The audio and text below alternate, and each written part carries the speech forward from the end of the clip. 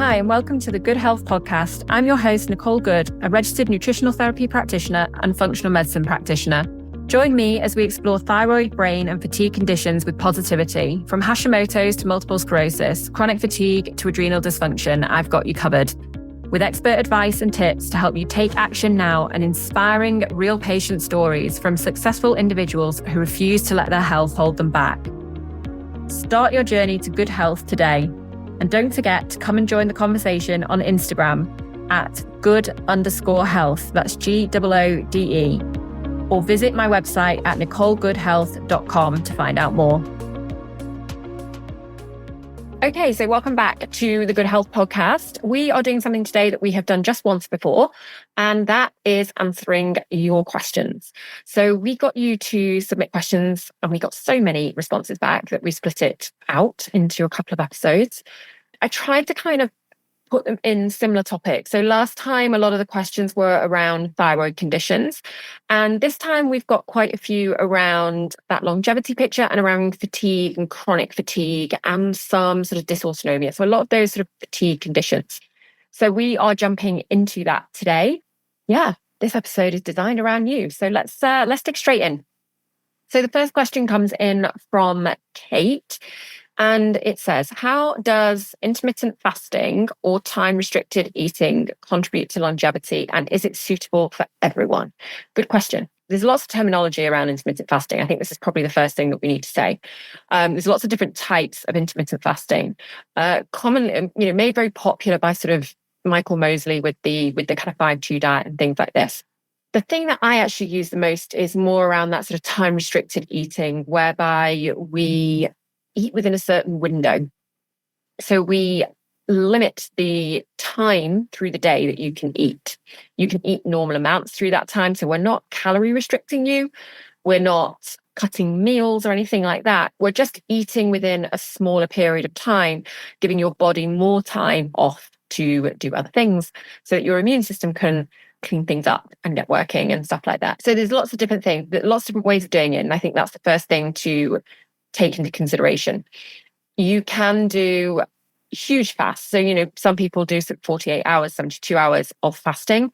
What I'm going to talk about here, I think I'm going to stick to talking more around that sort of time restricted eating window where we sort of put that window in place. I think because that's the one that I use most commonly. That's what I'll be referring to through this if I say intermittent fasting or time restricted eating, either way, because we use them a bit interchangeably. So they really are dietary strategies that have gained a lot of attention for their potential benefits in promoting longevity. This is where a lot of it came about. And a lot of it came around sort of metabolic disorders as well. So we know that improving that metabolic picture helps to improve healthspan, improve longevity. We have lots of different ways of it, the alternating periods, the complete fasting or the fasting time window. So lots of different ways, and they can all have the same positive impacts. So let's have a look at how they actually benefit longevity, because that was the first part of this question.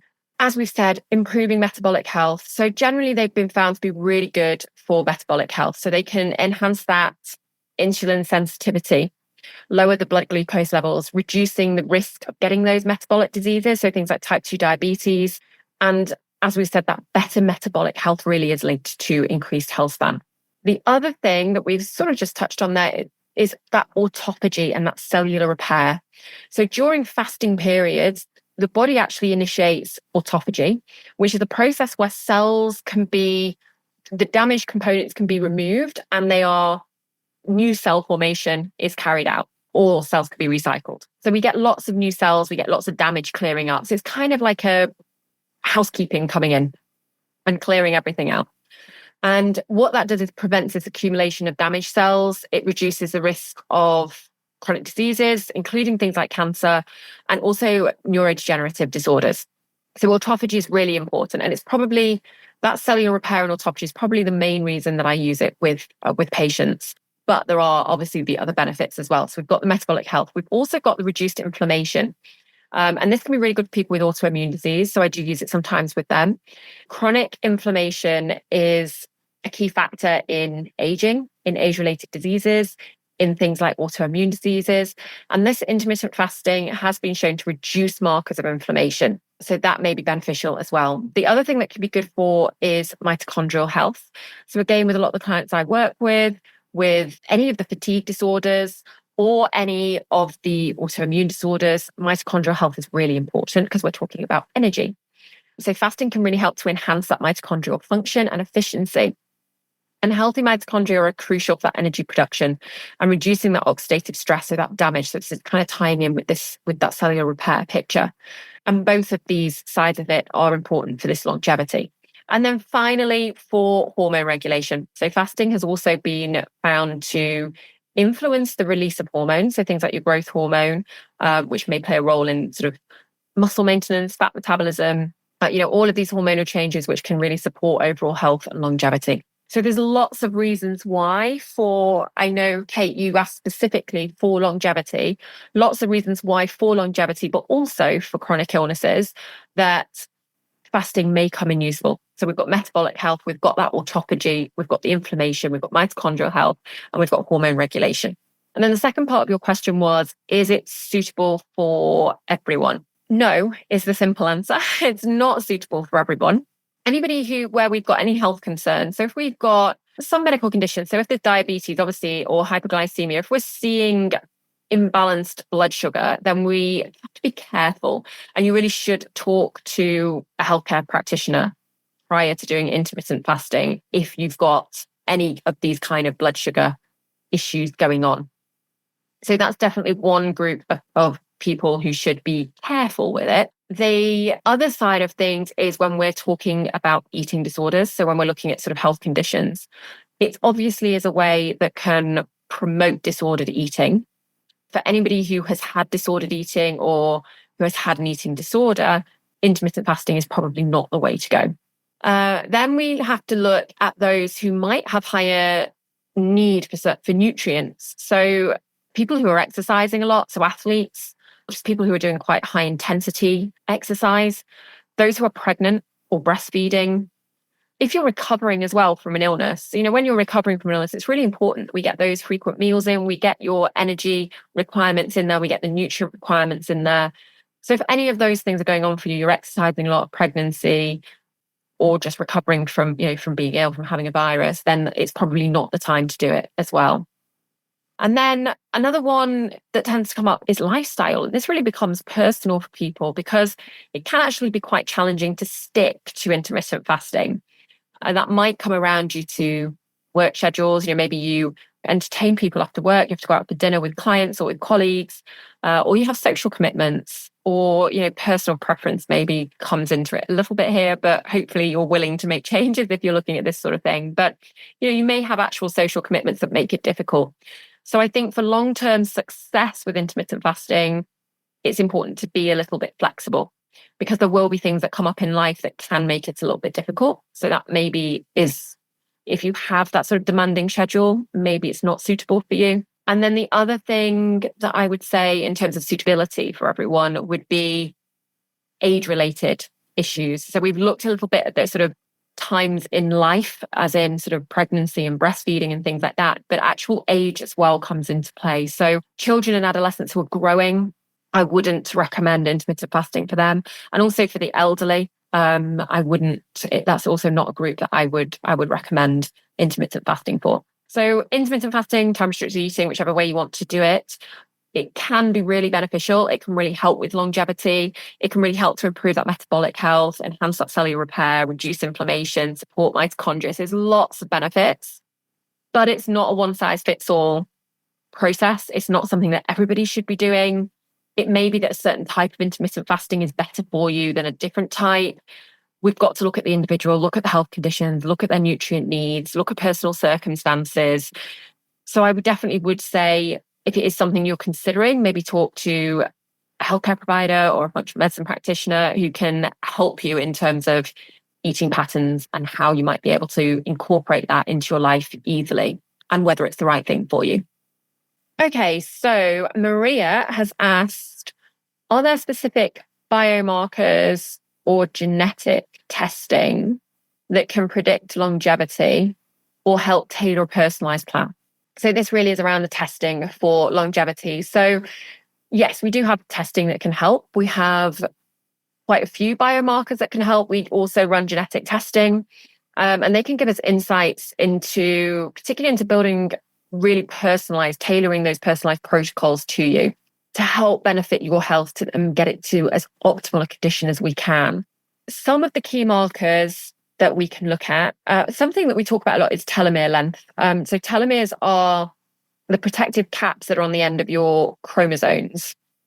So we're looking at sort of DNA when we're looking at this, and they shorten with age. So if you imagine your DNA as being a shoelace, the telomeres would be those little plastic cap things that go on the end of the lace that stop it from fraying. That would be the telomere. It basically does the same thing for DNA. It's a protective sort of cap on the end, but it does shorten as we age. So we do look at telomeres and look at working on telomere and building telomere length. The things that we can look at as markers, we have inflammatory markers that are really good in the sense of we know that they are linked to aging. We know that they're linked to various diseases. So we look at things like C-reactive proteins. So you might see that on your blood test as CRP. That indicates levels of elevated systemic inflammation. We also have interleukin 6, which might come up as IL-6, tumor necrosis factor alpha, TNF-A. Again, high levels of those are associated with increased risk of chronic disease. There are oxidative stress markers that we can look at. So we have MDA, we have 8-OHDG. So we're really getting quite sort of high level with this when we're looking at these. But these can look at the oxidative damage to DNA. So we do sometimes use oxidative stress markers. We can look at your hormone levels as well. So things like the insulin-like growth factor 1, IGF-1, DHEA as well. So lower levels of DHEA are associated with aging. And then we can look at your metabolic markers. So things like HbA1c, your lipid profiles, your cholesterols, triglycerides, LDL, HDL, all of that can be done with simple blood tests. And then we can also look at mitochondrial function. So we can also consider that. So there's lots of those kind of biomarkers that we can look at. Then we get into that genetic testing, which you also mentioned.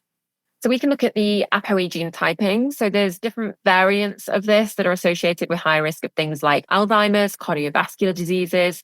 So knowing that status can help in creating a preventative health strategy. We have the MTHFR mutation test. So we can look at that gene as well. That affects folate metabolism, homocysteine levels, and certain mutations have been found to increase the risk of cardiovascular diseases. We can then build around sort of specific dietary and supplementation interventions. We have genes for the detoxification pathways that we can look at. Testing for those can tell us how well your body is handling those environmental toxins and whether it might need support. And then we also have some around immune response and inflammation. So genetic tests can help us with that and looking at how they may influence your susceptibility to some of the chronic inflammatory conditions. So there's lots of things that we can look at. It really depends on how deep you want to go. There's lots more than the ones that I've just mentioned as well. So, they're just some of the things that we have, but there's lots more, lots of testing, lots of functional testing we can do. It's really about building the picture, figuring out which testing. Obviously, functional testing is never cheap. So figuring out which testing is going to be the most beneficial for you, and that will change per person. Everybody is different. But we can look at what would be best, which would be the most beneficial test for you to have. Maybe combining biomarkers with genetic testing as well.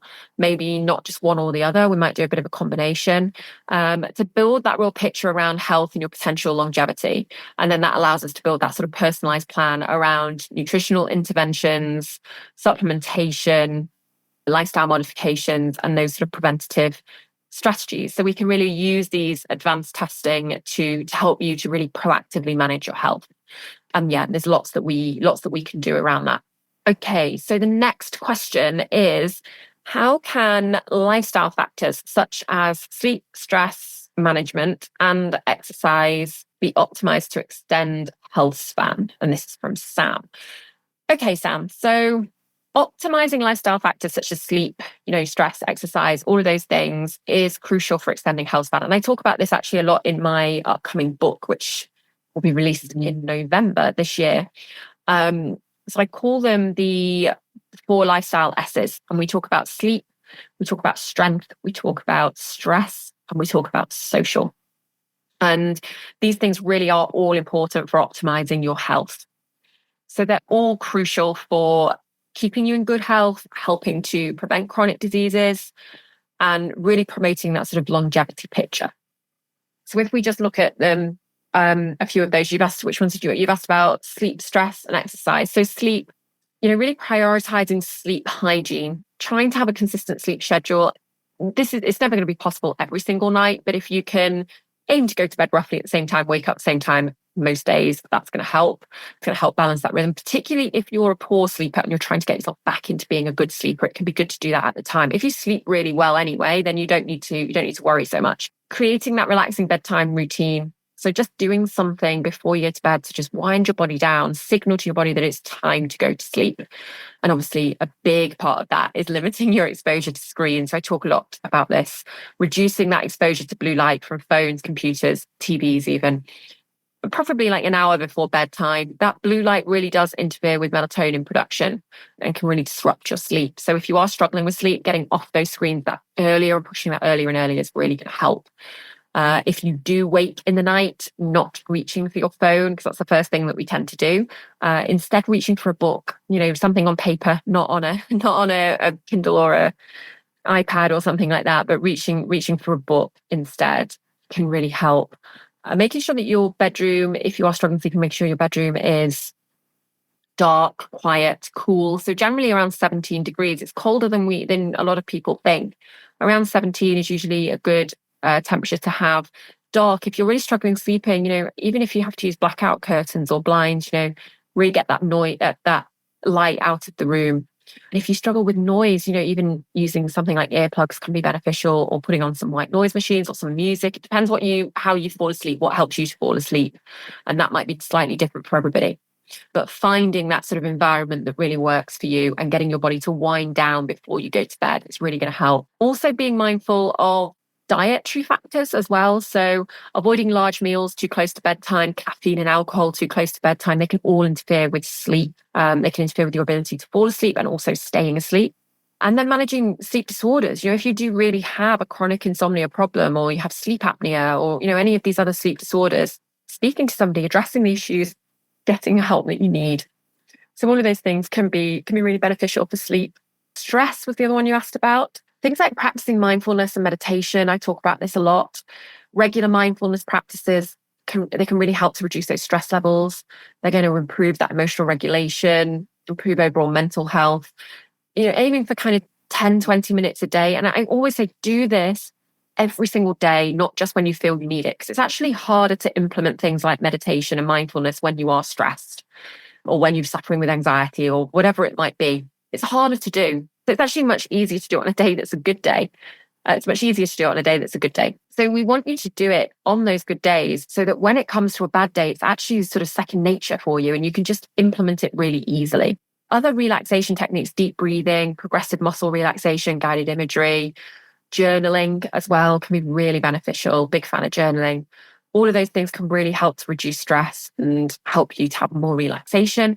All of this is going to help with that longevity. Exercising regularly as well, which we've talked about. Again, that's a powerful stress reliever. So we'll come on to exercise in a moment. But again, that does also help with the stress management side of things. Also on the stress management side, I think setting boundaries and really prioritizing self-care, learning to say no. We're not very good at that generally, particularly women I tend to find are not very good at saying no. They tend to put other people first a lot. Prioritizing activities that you actually enjoy and you want to do. And making sure that you've actually got some just self-care time, just you time, away from everybody. Social side is great. And I've mentioned that I have 4 of the lifestyle S's, so social connections is in there as well. And having that strong support network, going out and having time with friends and family, really, really important. Equally important is to have some time to yourself as well. So it's finding a balance and getting both of those things in there, really good for that sort of stress management too. And then the other one you asked about was exercise. Really trying to incorporate a range of activities. So if you can do some of the aerobic cardio sort of stuff, some strength training, some flexibility, some balance exercises, really getting a mix of things in there, that's going to help support, muscles, mobility, heart health, all of these things. The main thing is consistency. Consistency is key. So regular physical activity rather than sort of doing the odd intense session is going to be much more beneficial for you. And actually exercise doesn't need to be that intense to be beneficial. In the, in sort of blue zone work that's been done, they found in the research around that, they found that actually just the people that were just had an active job were just, walking a lot. Those sort of things really helped with that longevity. So you don't need to be doing sort of, high intensity workouts. Consistency is a much better thing to aim for. And just staying active through the day, incorporating movement into your daily routine, take stairs instead of a lift, walk during your lunch break, go for, spend half your lunch break having your lunch and half of it going for a walk, standing up if you can whilst working, or if you're on the phone, maybe walking around your office, all these things that we can just incorporate into day-to-day routine can really be beneficial. So yeah, I would say with exercise, that's the important thing is mostly it's consistency, rather than looking to be too high on the intensity front, and getting that mix of things in there. So mix of the cardio and the strength training flexibility balance. That's going to really help around that longevity. So I hope that helps, Sam. Hope that gives you some tips to take away and start implementing into your life. Okay, so next question comes from Georgie, and it is, what are the most effective lifestyle changes and treatments for managing symptoms of POTS and dysautonomia? Okay, for people who don't know, POTS is postural orthostatic tachycardia syndrome. Dysautonomia is when your autonomic nervous system, so both of these POTS as well, POTS is a type of dysautonomia. Dysautonomia is when your body's autonomic nervous system, so the part of the nervous system that does all the automatic things, so things like changing your blood pressure when you stand up, all those things that happen, your breathing, all those things that you do without even thinking about them, that's your autonomic nervous system. So dysautonomia is when there's some sort of dysfunction within the autonomic nervous system.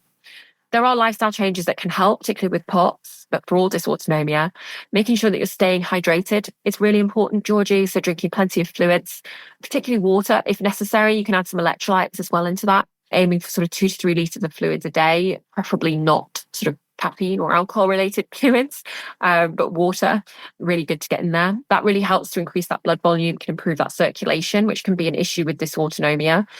Dietary modifications, increasing salt intake. So we usually wanting to reduce salt intake. Actually, with POTS, quite often we would increase salt intake. You should do this carefully. I would always recommend doing that with a practitioner, because we don't want a high salt diet generally for people. But in those who are struggling to retain fluid or who need to expand blood volume, then sometimes increasing salt intake can be beneficial. So salty snacks and sport drinks, they can be helpful. Eating small meals as well. So small and frequent meals. So maybe even if it's sort of 5 small meals a day, that can really help to avoid with blood pressure drops that can occur after larger meals. So that can be beneficial. And avoiding that caffeine and alcohol, as they can exacerbate dehydration or worsen symptoms. So we really want to avoid those. On the exercise front, engaging in kind of structured exercise programs. You do need a little bit more of a structure to your exercise if you've got something like POTS. Doing things like lying down exercises, or like a recumbent bike rather than an upright bike. Swimming can be really good as well. Rowing because you're seated. So those things that allow you to be in a more seated position. Mat work if you're doing something like yoga. So keep it on the mat and in sort of seated or lying poses, and then gradually kind of progress to doing more of the upright exercises as you start to heal. And again, consistency with the exercise for this as well. So consistent exercise really going to help improve that cardiovascular conditioning and that autonomic function. Another lifestyle thing could be compression garments. So wearing compression stockings, or maybe around the abdomen as well. It can really help to maintain that blood pressure, reduce that blood pooling in the legs. That's something else you might want to look at. And then thinking about postural changes as well. So avoid standing still for too long. If you can, gently, sort of cross your legs, or just rise up onto your tiptoes and back down again if you are standing still. That all just helps with that encouraging blood flow. And use gradual transition as well. So if you've been lying down overnight, you've been asleep and you're going to standing, sometimes that's when we can really see that sudden blood pressure drop that you experience when you're going from sort of getting out of bed. So sitting up first in bed before standing, things like that, that can really help. So just thinking about those postural changes And then stress management as well. So all the things we've talked about, mindfulness, deep breathing exercises, yoga, journaling, any of those relaxation techniques, they're all going to be really, really beneficial. Stress management's really important. And all the sleep hygiene things that we've talked about as well. So sleep is really, really crucial for these conditions. And then, considering the medical help as well. So I know, we're talking on here about functional medicine, but I work a lot with conventional medicine with doctors as well. A lot of my patients have seen both. There are medications, beta blockers, midodrine, things like that can really help if you are struggling. So it's definitely worth speaking to a doctor and seeking that help if you really are struggling with it. There is no harm in reaching out. It's a complicated, or they are complicated conditions, dysautonomias and POTS. They're not fully understood. So we have to do what we can to help manage them and really help you. But getting that support is hugely beneficial. Join me next week for part 2, answering your questions on longevity, chronic fatigue, and fatigue conditions. I hope you enjoyed this episode of the Good Health Podcast. Do share the episode with anyone who you think it may benefit or who may enjoy it, and help me spread the word by rating the episode or leaving a review. If you want more, you can find other episodes in the series on your podcast app or sign up to my free newsletter. Not only will you get information on new episodes launching, but we cover lots of health topics with the Ask Nicole section where you can send in your questions, my favorite recipes, my favorite products, tips and tricks to help you on the road to good health, and much more. You can sign up free of charge at nicolegoodhealth.com/newsletter. Also linked below. I hope you have a lovely week. Don't forget to hit subscribe, and I'll see you next time.